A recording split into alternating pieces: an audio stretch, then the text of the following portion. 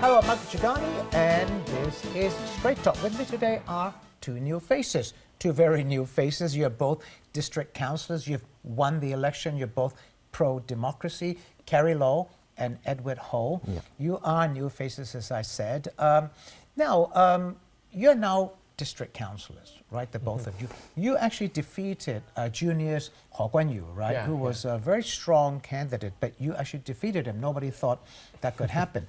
And you defeated somebody from the a very pro-establishment political party, FTU. right? The FTU, right? So the results were very, very unusual. Over 70% of people turned out for this vote, right? I'm going to ask you first, Carrie, what is your game plan? You have won. What are you going to do? Both of you won very well, so what are you going to do? As you know that in previous 4 years, our community, the Lok Choi district, has been left no one to manage it. This is in Tuen Mun, right? Yes, in Tuen Mun, yeah, Lok Choi in Tuen Mun. No one's deal with the community issue, so a lot of constructions and decoration has been out of order and also become very old. So I think that the most important thing that is we need to care about the community, the constructions in the community, and also the facilities in the communities. Those are very local issues. Yeah, sure. We also need to care about the local issue. Apart from the local issue, as you know that in recent few months, the police violence has become a very critical issue in every district in Hong Kong, of course in Tuen Mun. So I think that we need to using the district council to develop also some policy or some committees to monitor the police violence. Did you think you could win juniors Ho Guanyu? He was a very strong candidate. Were you surprised that you won? Yeah, of course I'm quite surprised, but because I have been working in the districts for about 2 years with a very regular community service as well as the community occurrence. So I think that our hardworking and also my image of quite positive and also quite caring and friendly, comparing with those with Mr. Junius Ho, I think that I also have quite a chance to win. Okay, now Edward, you also won. Again, you're a pan-Democrat councillor now. What is your plan? I mean, Carrie Low says he's going to focus on local issues. Are you going to do the same thing? Yeah, because district councillor, our residents want our district councillor that can be found and serve the community. Apart from community, the district councillor now should also focus on political issues. So we have to balance the two sides. Were you also surprised that you beat the FTU candidate, Federation of Trade Union? Yeah, because she was very popular, right? Yeah. She always won a lot of votes. Won a lot of votes, right? He was the highest vote in Tuen Mun in the previous district council election. So I'm very surprised, but during my service in the community, a lot of residents are not very satisfied with his service because he was always missing. He cannot be found, and people seek his help. He and his team always turn down their request. Well, you know, both of you have said you're going to focus on local issues, but you have also said you have to focus on political issues. Yeah. But to be very honest, Carrie, district council issues are local, not political. If you bring political issues into this, you may displease a lot of your voters. I think that in recent few months we can find that community issue and political issue demonstrate a very strong correlations. For example, the police violence, as I said, because we can see that people are feeling very scared when they saw the police because the performance of the police are very horrible. So I think that the recent few months, the social movement really affects our community. This is not only a democratic movement, but it's also a community issue affecting our community. But Edward, you know, Carrie said that he used the word police violence. The police have always insisted that they only use proportional violence, Yes, right? but- In response to what the protesters do. But you do see protesters throwing petrol bombs. So surely the police have to do something. They cannot do nothing, right? They are obliged to carry out their duty, but there should be some constraint on them. But now you can But they're see saying that the protesters are not constrained. yeah, but police are not constrained to because of that, and the protesters have to carry out same level of defense. So it is not a common. It's not common in the world that the police will use some extreme force, like beating on their heads, like using their foot to step on their head. It's But not. the protesters also attack the police, throwing petrol Yeah. bombs and so on. Yeah, but the police are the government is the establishment. The establishment should be constrained on exercising their duty. I think that we need to find the origin of the situations nowadays. We can see that over 2 million people has come out to have a peaceful march to express their But ideas. those peaceful marches always end in violence, as it did in Shui on Sunday. However, we can see that in June, the 2 million peaceful without any violence, but our chief executive didn't respond or didn't positively respond to our voice. So it become a more and more critical one. And further, we can see that the police violence was occur over the camera. Most of the cases, the victims they are just sitting here, standing here, or just walking. We can see that the level of violence is very unequal. I think that this is the most important issue that we need to concern. You were going to say something. Yeah, the chief executive is the origin of the violent protest because, as Kerry said, the government did not respond to peaceful demonstration.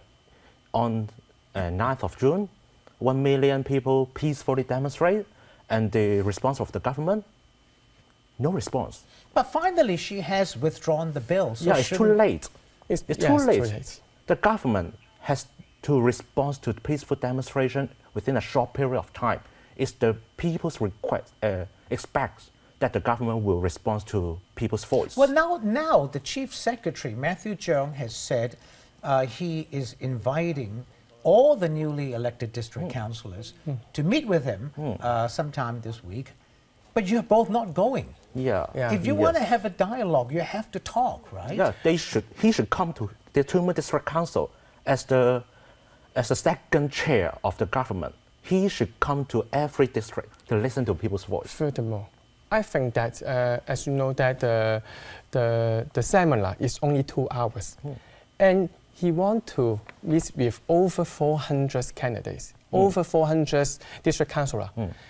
In equal time that each one only share about 10 seconds. Is this a successful dialogue? I don't think so. And I think that this is very irrespect to all. Maybe it's not a dialogue, maybe it's to get to know all of you and Yeah. then have dialogue impossible. later on. It's impossible to know. It's impossible to it's know. impossible. The time is very limited. And also, I think that he didn't show any respect and also humbles to listen to voice in the community. If the government is humble, he should come. Yeah. He should come to Do every you district want council. Matthew Cheung to come, or do you want the chief executive, Carrie Lam, to come? Yeah, sure. I don't Carrie think Lam she will. met I with don't the think ones she who will were come. defeated, the pro-establishment candidates. I don't think she will come. She only have a meeting with the losers of But I think the reason she doesn't want to come or won't come is because she probably knows that if she goes, she'll be shouted down. Yeah, sure. That's what happened in the legislative that should be the council. government But to this is- expect. But this is her responsibility. She is But the, should she be shouted down? She's the chief executive. She's, okay, I'm going to come and talk to you. You should give her time to talk. But if you shout her down, then how Then can she come? should show some respect on us, and that she's willing to listen to the opposite voices, but not. You can see she's closed the door and she only meets with the losers, the pro-establishment camp, but not us. So both of you are now district councillors. You've said that you'll focus on local issues. How much of your time will you also focus on political issues? Because you've said, most of those who have won have said that they also want to tackle things like the now withdrawn extradition bill, the 5 demands of the protest movement. You want to deal with that. Is that also the role of district councillors? Yes, of course. I think that because, as you know, that the results of our successful election relies on quite a lot of the social movement, investment funds, and the social movement is still not yet, as I say, handled. The 5 demands nowadays still not promised by the government, and we can see that many of our youngsters are still running out of the streets and fighting for the 5 demands. We can't forget them. We can't let them alone because they are our main supporters in the election. So I think that we need to show our care and concern to all the youngsters. As you know that many people in the community say that how can we care them, the youngster? How can we help them? This is the major and very major issues that we need to do. So I think that, as you know that, as I mentioned, the police violence is a very critical issue. Okay, let me stop you just there. Yes, okay. See you soon, don't go away.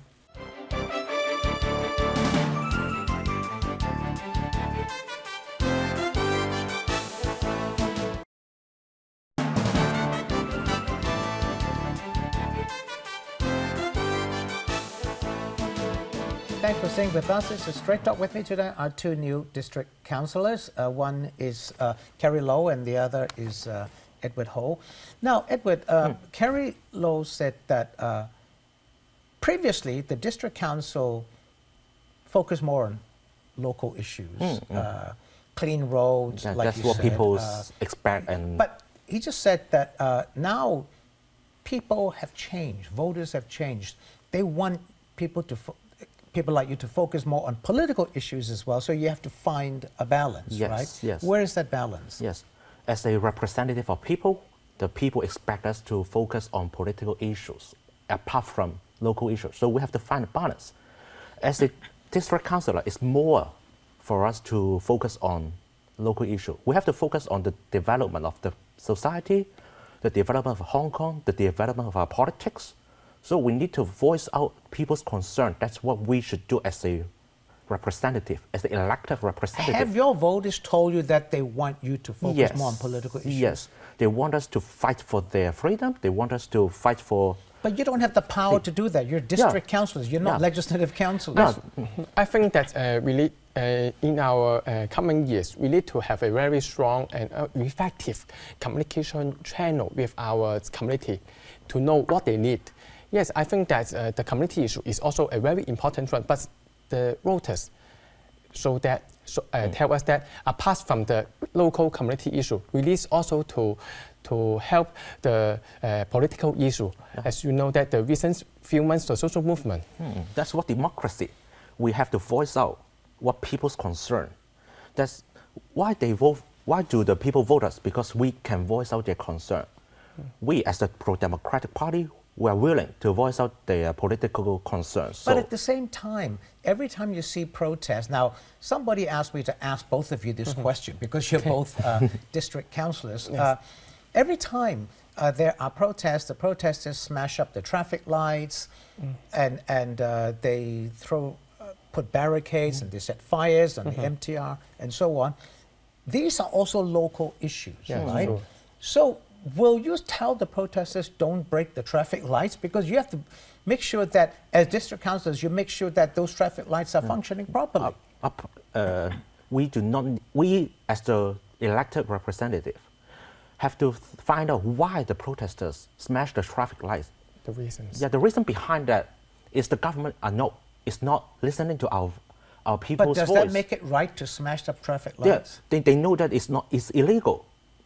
They know that it's illegal, but the government is the origin for this to occur, because when peaceful demonstration is not working, people have to go violent.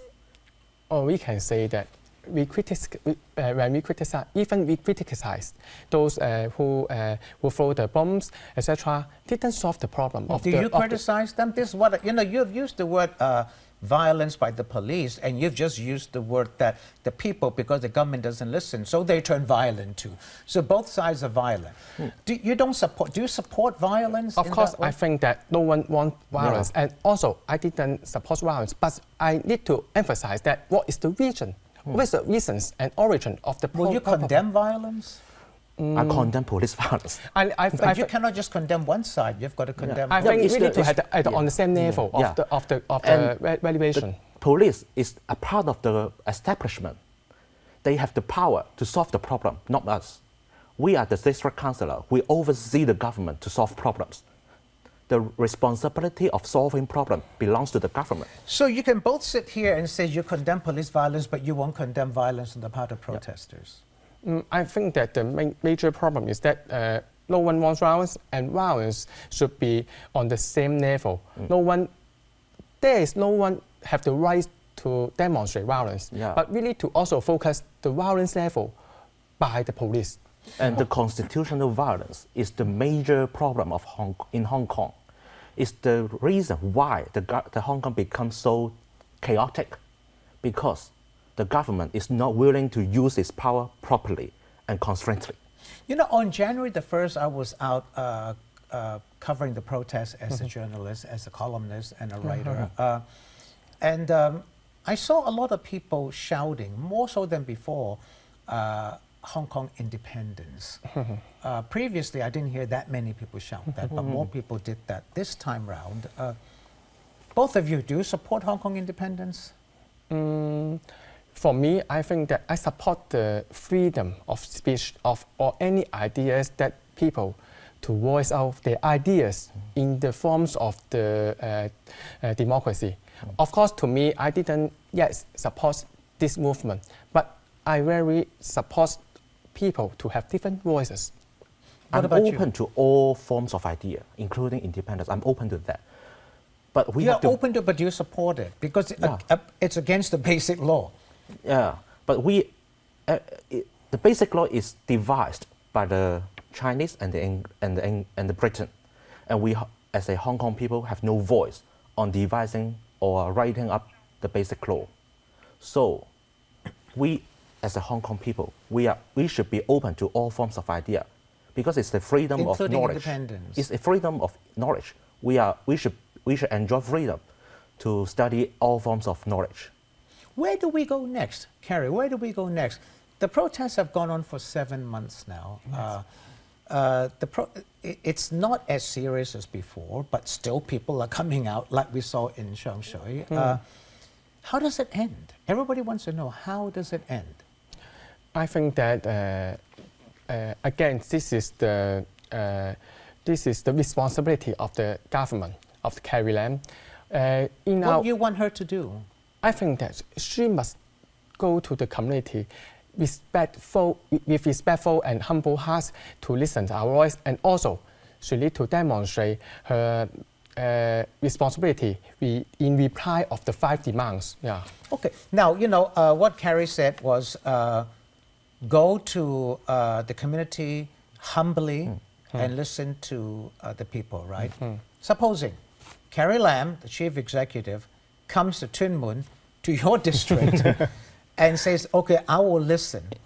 Will you give her a chance to listen, or will all the people start yelling and scolding her? Yeah, she should be expecting demonstration or maybe some fierce demonstration, but she should come and then face these demonstrations, because it's her duty to listen, to face to what people want, what people desire. But if she goes and people shout her down, she cannot say anything, then what's the point? She has to listen. She should listen. It's her duty to listen. And it's her duty as a chief executive, as the chair of Hong Kong, to listen to people's concern. And then she should humbly listen and then ask the people to give her voice, time to reply. Then that's her duty, as a duty. And her image is so arrogant. And I don't think she would do that. Carrie Lo, not Carrie Lam, Carrie Lo. Now, the liaison office, we have a new person there now. It came all of a sudden, right? Wang Ximan has been removed and a new person has arrived. Some people have said, why change the liaison office head? Why not change some government officials, including Carrie Lam? How do you see this? The central government changing the head of the liaison office. Do you see it as a positive or a negative move? I think that to Hong Kong people is a very negative news because as many people know that the new one is a very tough one. It's more tough than the previous one. Yeah, his background and also his history demonstrate a very tough and very strong positions. This shows that the People Republic of China didn't demonstrate a hearing voice to our Hong Kong people. I feel very negative to this action. What about you? Do you feel negative? Are you worried? Do you think it means that the central government is going to be even tougher on Hong Kong? Yeah, it's expected because this change, the new person, Lo Hui-ning, is a high-rank official of the central government. And it's being like demoted to a liaison officer of Hong Kong as a People's Republic of China. You know, though it is expected that he will be overseeing Carrie Lam's governance. So it's very negative of Hong Kong. How do you think the people of Hong Kong will respond, particularly the protest movement? Yeah, I don't think they will respond because we cannot. The urgent issue of Hong Kong is the police brutality, and then it is a Chinese government's movement. I don't think peoples of Hong Kong will respond fiercely. I've got 1 minute left. Of the 5 demands, 1 has already been given, withdrawing the extradition bill. Of the remaining 4, Carrie, you know, one like democratic reforms is up to the central government, not up to Carrie Lam. If she announces an independent commission of inquiry, will that be enough to satisfy you? Of course not enough. You? No, it's too late.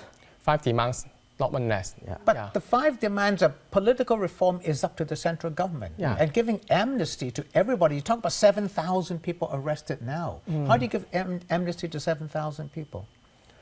I think it's her. She can do that. It's the problem that will she do that? Yeah. Will she be humble enough to do that? Yeah. Okay, I've got to end it right there. Thanks for watching. See you next time. Good evening.